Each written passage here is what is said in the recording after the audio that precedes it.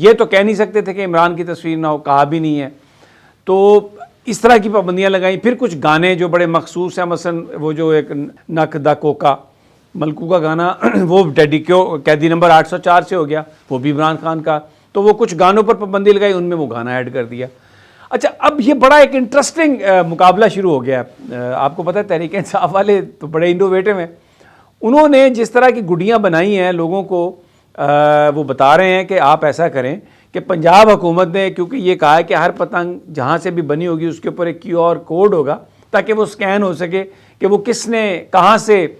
وہ پتنگ خریدی اور کہاں بنائی گئی۔ تو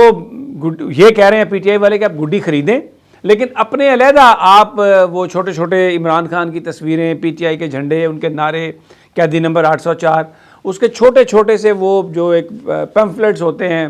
چھوٹے چھوٹے کاغذ آپ چھپوا لیں اور ان کو